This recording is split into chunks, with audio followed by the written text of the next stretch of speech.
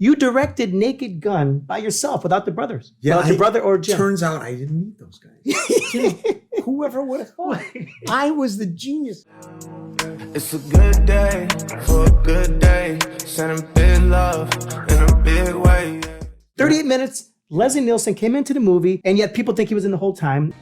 No way. You liked him so much, you're like, we're going to make another. Did you know at the time you wanted to work with him again? Leslie, yes. Yes. We absolutely did. And so, 2 years later, we cast him in Police Squad. Yes. And there's no way anyone could have known. But Leslie kind of emerged from that. Also, Lloyd Bridges was great too. And Jim used him in both Hot Shots movies. Oh, that's right. And that's right. And he was great. He actually got more comfortable with comedy. And in the book, Beau Bridges tells the story of he was being cast in a serious movie and they needed somebody to play his uncle or something. Okay. And so he said, how about my dad? It was a series, a drama. Right. And they said, well, I don't know. Your dad is mainly a comedian. Oh. Yeah. So was it a young executive at the time? I don't know. Because usually the young ones are like, they only know you from certain things. Possibly one of them millennials. Yes. Oh, millennials. I'm just joking. But even millennials are too old now, I think. Well, now you have the Gen Zers. I know. Is that the last? No, there's a new or is there the second greatest generation? Yeah, the second greatest, yeah. Because they were able to have people yell at them about being on TikTok for too long. That's right. It's a totally different thing now. I think it's Gen Y now. I think it went back. I think it went X to Z and then went to Y for some reason. I have no idea. You directed Naked Gun by yourself without the brothers. Yeah, without your brother or Jim. Turns out I didn't need those guys. Whoever would have thought? I was the genius. Anyways, I don't want to go into that, but by that time, Jerry wanted to do kind of semi-serious movies, and Jim wanted to do another movie. And Naked Gun was always my first love. I loved doing Police Squad. I knew it wasn't right for TV, so I really wanted to do it as a movie. I remember the thing about that back then is now, by the way, today, that would never last on today's TV either, even less episodes, because you have to pay attention to the screen when you're watching the TV show. Right. Well, Tony Thermopolis, sounds like a made-up name.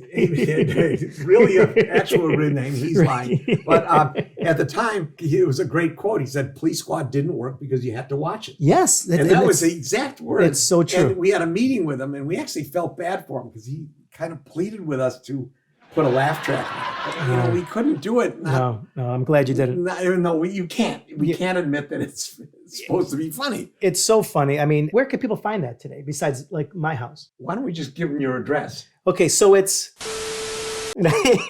but you got to see there's 6 episodes and it's just so great, but you have to watch. You can't just sit there. You can't be on your phone texting. That's right. You can't be, making out with somebody. It's not that kind of thing. You have to be watching it. It's all those sight gags. The same thing as if you like Airplane Naked Gun, because remember the one guy, like, hey, the tall guy that exceeded the screen, Al, he would exceed the screen. You just see like from him here to here down. We did the joke again. All our favorite jokes we did in Naked Gun. Yes. Police Squad. Did you do the thing? Oh, you got something on your lip. Oh, other side. And then half a banana falls down. Yeah. You want this, Chief? Yes, thank you, Al. There's something on the side of your mouth, Al. No, the other side. As you requested, Frank, we took some fiber samples from Nordberg's jacket. And the guy looks at it. Hilarious. It's just like... It's great. And the other gag we did was they go from one room to another and Leslie walks on the outside. Yes. And the other guy walks through the door. Yes. This is walk around the set. The trick is not to call you attention. You don't call attention to it. You just do it. And the people watching like, what the? Let the people figure. That's why, what are we going to do? Put a laugh track on that? You can't, because the whole thing has to be a laugh track. Right. Yeah. It's not going to work. Speaking of laughter, you cast OJ in how many things? 3.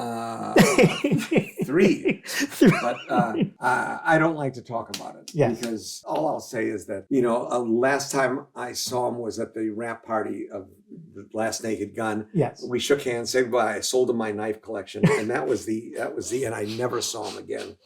Yeah. Well, you may want to touch base on him again. When I saw the trailer. I was actually always afraid. He lived in LA for a couple of years. So I was afraid that I would go up to a stoplight and there would be OJ, and he goes, he recognizes me. He says, hey, Dave, what am I going to do? Hey, Juice, nice murders. Yeah. It's like, I didn't know. I didn't want to run into him. Yeah, I don't want to run into him. No, It's true. When I saw the trailer to Naked Gun, when I watched it on TV and its ending of it, was the OJ going down in the wheelchair down there, popping up. I lost it. I broke blood vessels, and I said, "Oh my God, this is gonna be the next funniest movie ever." And it was the same people. Why don't you just keep putting exclamation points in all your movies? Well, I think we just did it through Top Secret. I don't think we did it for the Naked Gun. No, you didn't. No. You should have. That could have been your branding. Yeah. There's a rule. We talk about our rules, and one of the rules is, can you live with it? And you just, once a joke is made, you have to move on. In fact, after Naked Gun, we really didn't do puns anymore. I don't think even in the Naked Gun 2 and 3, we did puns. Okay. We did some great ones, like he finds a piece of evidence in a drawer, and he goes, bingo. And he holds it up, and it's a bingo. It's a bingo card. So, but we got away with it, through Airplane, Top Secret, and some of the first Naked Gun. But after you do it too much, it ceases to become a surprise. But it may not cease to be funny, because I would still laugh at that kind of stuff, personally. Well, thank you. So make it for me next time. Something for me. Bring you along to every audience. Yeah. Hey, everybody. I'm going to be the laugher Look, today. he's laughing. Hey, I'm laughing, everybody. Who between you, Jim, and Jerry love Elvis? There's a connection with Elvis in your movie. Yeah, there is. Not so much Elvis, but we did love those old Elvis movies. Yes, okay. And we wanted to do a movie with music in it. Probably not the greatest choice to combine World War II movies with Elvis movies. This is Top Secret we're talking about here. One lesson we learned is a movie has to be a comedy. Even the craziest comedy needs to be grounded in reality. I still personally, and a lot of people feel that Top Secret is so underrated because it was so funny with so many gags. Again, you watch that movie, you cannot not laugh. It is possibly the funniest movie we ever made. But, I think we learned a lesson. Well, we took the wrong lesson from Airplane, and that is to just pack 85 minutes with jokes. And yes. We got it. But we neglected to realize that Arthur Haley wrote that plot and characters. Oh, yes. So we went on to Top Secret. We filled, the requisite 85 minutes with jokes. Yep. And the audience leaves, and it's like, they had fun during the movie. But, Alex Karras, he was the tackle for the Detroit Lions. Yeah. And he wrote a book, and he said they used to play the Packers and the Lombardi Packers, and they would be beating the shit out of the Packers for the whole 3 hours. But then they'd look up at the scoreboard in the end and find, wait a minute, we lost. Oh, that was, that's right. I always think about that. And that's what happened with Top Secret. We're winning. Yeah. And then, but you need that character thing. But we learned that, we did that in all the Naked Guns. Yeah. All the scary movies. So the character of Val Kilmer, and that was like an Elvis Presley type character. Yeah. Based on, but then you cast Priscilla Presley in Naked Gun. Before that, she did a couple of small TV roles. Well, she was I forgot what. She was in Dallas. She was on a TV, but no films. I think it wasn't a matter of Elvis. It was a matter of she had that name, Presley. So that was sexy. It was Priscilla Presley. Yeah. But more than that, she was good. She was a good actress and convincing. She was giving me a look I could feel in my hip pocket. Yep. This was starting to get interesting. I never had to direct her. Really? That performance is all her. All my work came, with Leslie or Robert Goulet or Ricardo. Everybody else, I was. Wow, really? Had to all those pros, you had to tell them, you got to do it. But Priscilla was always Priscilla, and I never had to say anything. In the first table read, she was very nervous and uncomfortable, and she came up to me and said, "I'm not comfortable with this because I don't think I can be funny." And I said, "Oh, don't worry about it. You don't have to be funny." And I said to her for the first time, what I said to many actors since then is, let the lines do the work. And so all she had to do was the dramatic acting. And Leslie, people say, Leslie had this great comic timing, but it was dramatic timing. Right. He knew how to act drama. And the way we wrote the script, the jokes worked within the drama. What is Leslie Nielsen? What was he like off camera, on camera? Was he like, I know he became a prankster. Yeah, great sense of humor. Nice guy. Never got into any moods or anything. And he had this little fart machine that he brought on set. Everybody started using it. We talk about it in the book, how everybody on the crew started using it. Finally, the assistant director had to say, "All right, enough. You're not going to do it." He would do it with Bob Hayes, right while he was saying a serious line. Oh, really? And then Leslie would, and Bob couldn't get through a scene. What was the toughest scene to shoot in Naked Gun? I'll tell you right away, the baseball scene.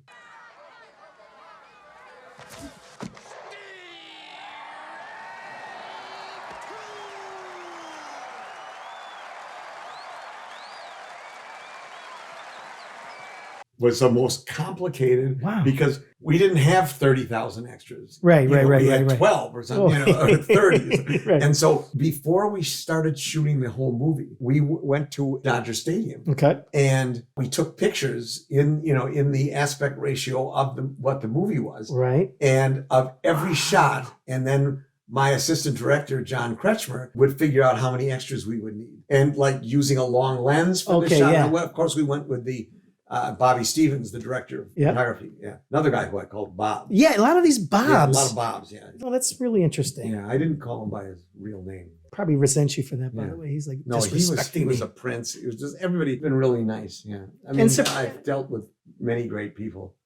But none of it's rubbed off on you. No, That's I weird. remained prickly. I would Yeah, say. yeah. People would. Well, you've been at parties here. Yeah. Huge prick at party. One guy left. That's right. What's his name? He's a friend of Sean's. Was it Doug? No, the storyboard guy. Oh, J.Todd, J.Todd. storyboard artist, And I J.Todd kept Anderson. asking him, were you invited? And there were all these people around. So I thought nobody would take me seriously. Right. And I may have said, why don't you leave?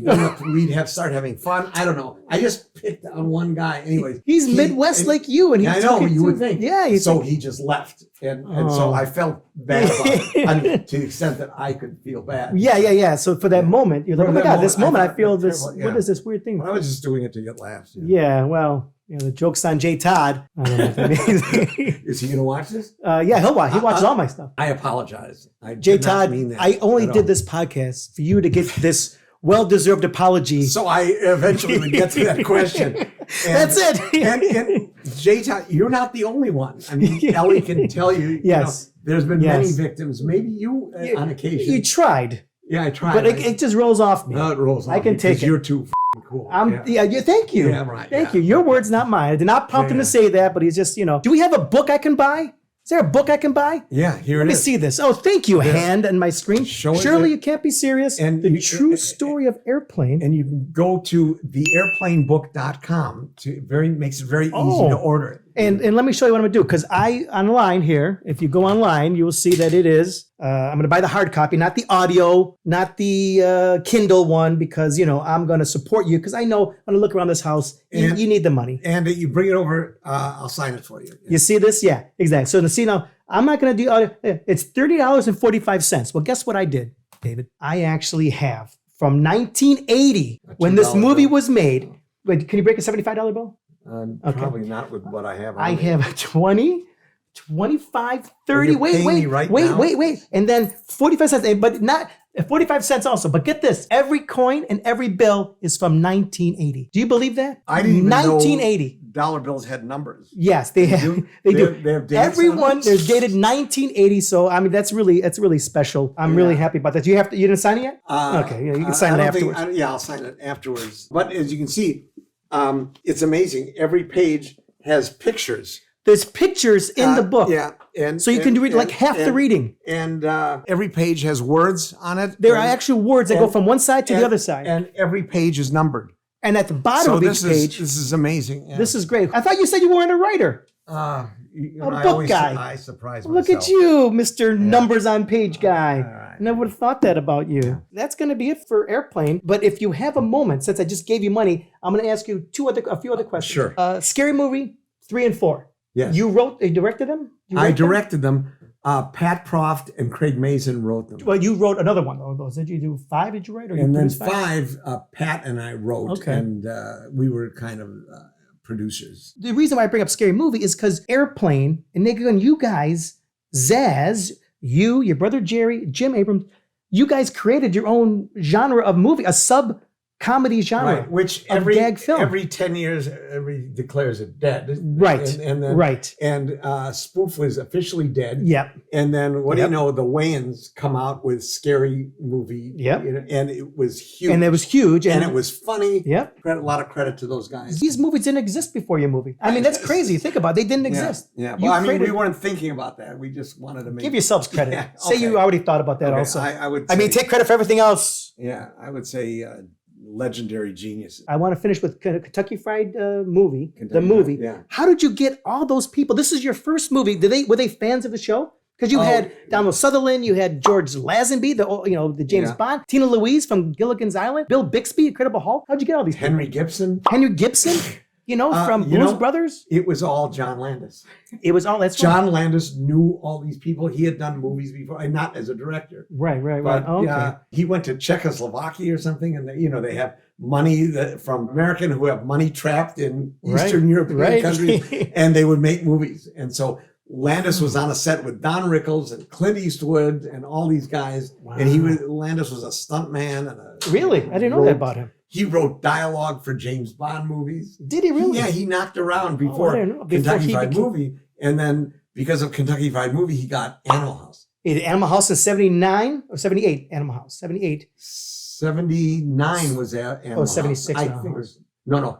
77 was Kentucky Fried Movie. Yep. Probably 78. Wow. That started his, and then he started his whole career. He did he owes you guys a lot. He's, you know what? I call him every day just to taunt him. You probably should have directed Thriller. No, but yet we could not do what Landis does. They are great movies. Yeah. I'm a big fan of his. He's a talented guy. Yeah. You should have teamed up with him early on. I think we did. Oh, okay, you did. Remember, isn't that what I said? Isn't that something? And you have now like the funniest movies ever made. By the way, on the last note, that Joel Thurm was your CD, your casting director for that. Now I met Joel Thurm. He was the only casting director. I met him. I was up for this one role, and I said, I just want to say you're the only casting director, the only name I knew before I came out here. Oh. And he's like, I said, you cast my favorite movie, and he's like, was it Grease? I'm like, no, it was Airplane. He goes, oh, okay. And he was disappointed. He was almost disappointed because he's so used to people saying Grease. Yeah, I know. But then I said Airplane. The Airplane. Yeah, exactly. Because Airplane was before Grease. Right. No, wait a minute. Grease was.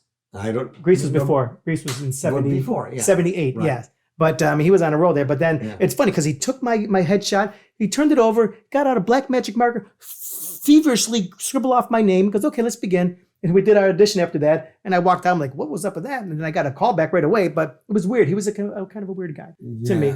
But he was the guy. Did he do a lot of casting? Yeah, he did. I mean, of more of the regular, all the character roles and stuff, But it was funny. We just considered he was very brave. We asked him to cast in a comedy. Yes. He was putting his name on a movie where it was Robert Stack, Leslie, and Leslie was the last guy to be cast. Oh, wow. And so by this time, Joel was kind of tearing his hair out. We figured because when we came in, we said, hey, we want to cast Leslie Nielsen. And he snapped. He said, wow. Leslie Nielsen. Yeah, I can see Leslie Nielsen was the guy you cast the night before. And so, wow. but jokes on Joel Thurm. But he was fun to work with. Was he? Okay. Yeah, no, he's a great guy. Great. Yeah. It's great. I don't know if he's still alive right now. No, he died. Okay. No, I feel bad. I'm making this being up. So mean. I'm making everything up. Like nothing I've said. Nothing you said is ever true. David Zucker, everybody, thank you so much for being on the pod on LINZanity. This has been so much fun. Thank you. You're smarter than you look. Well, I get that a lot. I also got a face for radio. And I'm glad we got to square things up with J.Todd. Yeah, and J.Todd again. This is after 6 years. 6 years, J.Todd. I hope you got that just right.